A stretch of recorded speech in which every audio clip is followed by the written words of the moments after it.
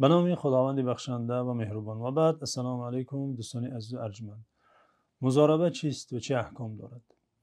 مضاربه دوستان گرامی یک نوع داد و گرفت مالی است که در شریعت اسلامی ماهیت و احکام خاص خود را دارد که در این برنامه بعضی از احکام آن را بیان خواهیم کرد. ماهیت مضاربه این است که نفر پول دارد، مبلغ دارد، مبلغش را به نفر دیگری می‌دهد تا با پول او کار کند و درآمدی که از آن پول به دست می آید بنابر اتفاقی بین هم دارند میان این دو کس تقسیم می شود. یعنی از نفر مبلغ پیشنهاد می شود و از جانب دیگر کار و کوشش و این همکاری صورت گرفتنش نامش در اصطلاح فقهی مضاربه نام دارد. امام مرغلانی در کتاب هدایه که یکی از کتاب‌های معتبر در فقه اسلامی است در تعریف مضاربه چنین گفته است: عقد على الشركة بمال من أحد الجانبين والعمل من الجانب الآخر. یعنی مضاربه قرارداد شریکی است که از جانب یک مال و از جانب دیگر کار پیشنهاد می‌گردد بسته می‌شود. حکمت و فلسفه مضاربه در چیست؟ دوستان گرامی، همه احکام شریعت به این خاطر تشریع شدن، قانون گذاری شدن تا منافع انسان، منافع دنیوی و اخروی او فراهم گردد، از جمله مضاربه. بنابراین مضاربه نیز که یکی از داد و گرفت‌های مالی مشروع است، به خاطر منفعت آدمان مشروع شده، قانون گذاری شده است. زیرا در جامعه امکان دارد بعضی نفران مال و دارایی ثروت داشته باشند ولی مهارت بازرگانی و تجارت ندارند و یا وقت ندارند تا به تجارت مشغول شوند. اما کسان دیگری امکان دارد در جامعه باشد که مهارت بازرگانی و صاحبکاری دارد ولی امکانیت مالی ندارد تا تجارت براه ماند. شریعت اسلامی این داد و گرفت را، این معامله را، این نوع همکاری را مشروع ساخته تا از جانب مال و از جانب دیگر کار پیشنهاد شده این همکاری عملی گردد، هم منفعت این جانب و هم منفعت آن جانب فراهم شود که در همکاری آنها این چنین جامعه نیز بهره میگیرد، منفعت میگیرد، زیرا در گردش مال و کالا رشد بازار است و منفعت اقتصادی است. دلیل های جایز بودن مضاربه چیست؟ آن آیت های قرآنی که درباره حلال بودن سودا، خرید و فروش آمده و مضاربه نیز دلالت میکنند. علاوه بر آن آیه های قرآنی، احادیث نیز درباره مضاربه و مشروع بودن آن وارد شده است، آمده است. این چنین وقتا پیامبر صلی الله علیه و سلم مبعوث شدن، فرستاده شدن، در آن جامعه مردم به این نوع همکاری، یعنی به مضاربه داد و گرفت میکردند. پیامبر صلی الله علیه و سلم مردم را از آن منع نکردند، بلکه بعضی شرط و قیدها علاوه کردند. پس منع نکردن پیامبر صلی الله علیه و سلم از این نوع معامله دلیلی مشروع بودن و جایز بودن آن است.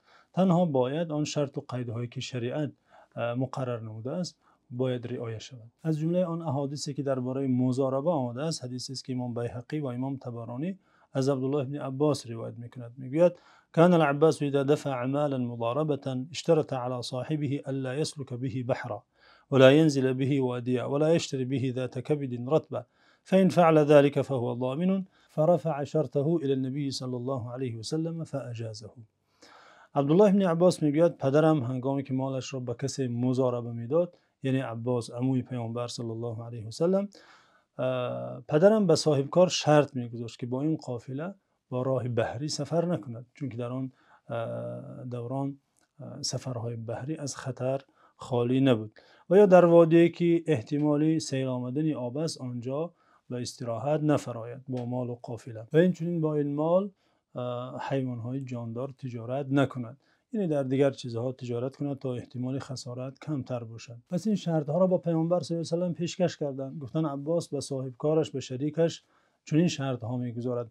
پیامبر صلی الله علیه و سلم فاجازه، یعنی گفتن این شرطها جایز است، این شرطها اعتبار دارد، باید رعایت شود. این چنین دلیل دیگری جایز بودن مضاربه، آنگونه که فقها میگویند، عمل صحابگان است. یعنی در زمان پیامبر صلی الله علیه و سلم و این چنین بعد ایشان صحابگان زیاد روایت شده که به مضاربه سر و کار داشتن، مثل حضرت عمر، حضرت علی، عبدالله بن مسعود، عبدالله بن عمر، حتی مادر من عایشه با مالشان مضاربه میکردند. مضاربه چه شرطها دارد؟ دوستان گرامی، مضاربه سه نوع شرطها دارد. شرطهایی دارد که متعلق به طرفین است، یعنی به صاحب کار و صاحب مال، و شرطهایی دارد که متعلق به رأس المال است، یعنی آن مالی که در میان سرمایه گذاری می شود و به آن مال تجارت صورت می گیرد.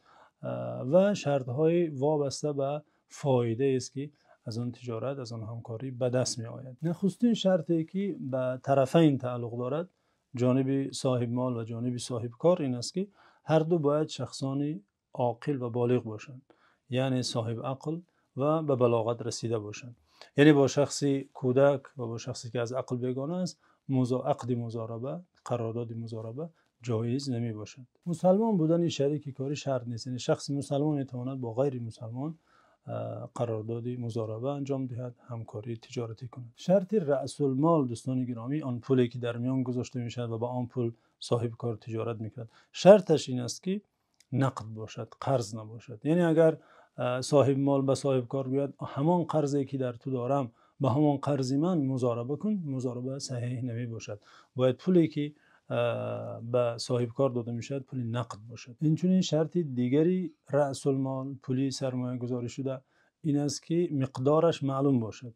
یعنی اگر صاحب مال به صاحب کار گوید به یک مقدار پولی من مضاربه انجام ده، مضاربه فاسد است، جایز نمی باشد. باید آن سرمایه مشخص باشد، مقدارش معلوم کرده شود. شرط دیگری مبلغ این است که آن مبلغ که اتفاق می شود باید در همان مکان یا در همان نشستی که قرارداد صورت می گیرد به صاحب کار سپرده شود یا به حساب بانکی او گذرانیده شود.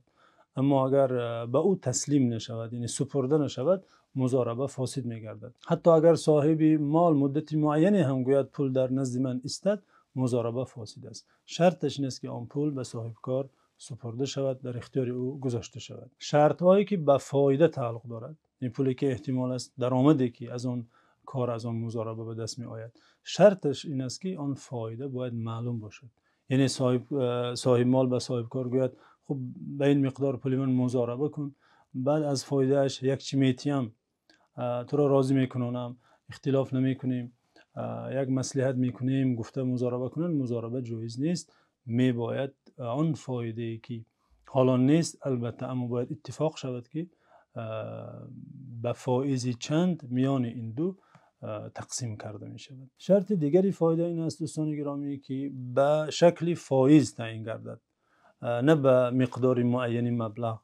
یعنی میان هم اتفاق کنند که 50 در 50 فایده را تقسیم کنند، یا 70 در 30 یا 90 در 10. هر اتفاقی که کنند جایز است. یعنی هر اتفاقی که میان هم راضی میشوند جایز است در تقسیم فایده، اما مقدار معین نگویند، فایز گویند. اگر مثلا صاحب مال گوید من از فایده تو 5000 سامانی میگیرم، بقیه‌اش از تو، مضاربه فاسد است.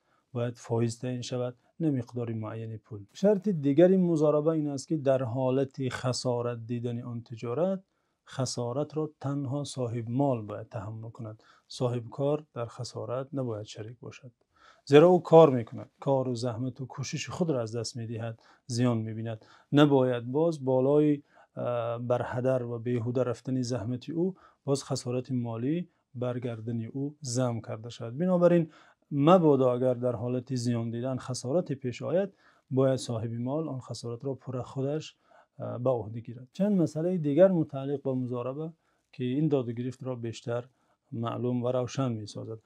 مثلا اگر صاحب کار در شهر خود به تجارت مشغول شود، صرف و خرج کار او از خود صاحب کار است، از آن مال و از سرمایه صاحب مال نه. اما اگر از شهر بیرون به سفر برآید، خراجات سفر از پول صاحب مال باید گرفته شود. مسئله دیگر، اگر صاحب مال به کار صاحب کار دخالت نکند، تنها پولش را به او تسلیم کند، قرارداد مضاربه بندند، چه خطی است چه دهانی، دیگر دخالت نکند، او را آزاد گذارد، در اصطلاح فقهی این مضاربه مطلق نام دارد.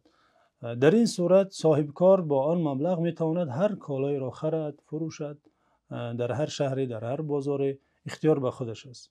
بله، چون که این مضاربه مطلق است، یک شرط و قید ندارد.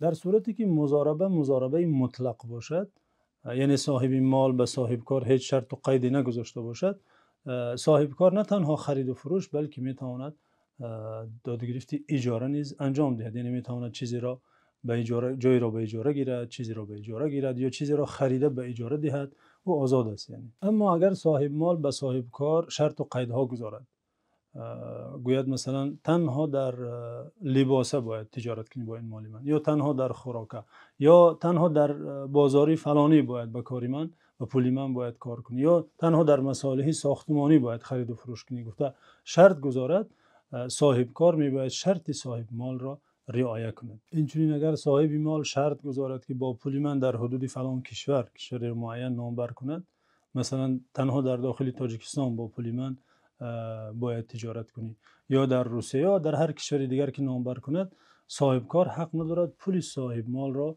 به کشور دیگری برده تجارت کند. میباید آن شرط را رعایت کند، پایبند آن گفته صاحب مال باشد. اینچنین اگر صاحب مال به صاحب کار شرط گذارد که با پول من تنها با فلان تاجرانی معین باید داد و گرفت نمایی، تجارت نمایی، صاحب کار میباید این شرط را رعایت کند، پایبند آن باشد. اگر صاحب کار شرط های صاحب مال را به اینابت نگیرد دوستان گرامی و بیرون از دایره معین نموده او کار و تجارت کند، در این حالت اگر پول ضایع گردد، اگر خسارت بیند، جوابگری آن پول به ذمه خود آن صاحب کار است، زیرا او شرط های صاحب مال را یعنی قرارداد را شکسته و شرط ها را رعایت نکرده.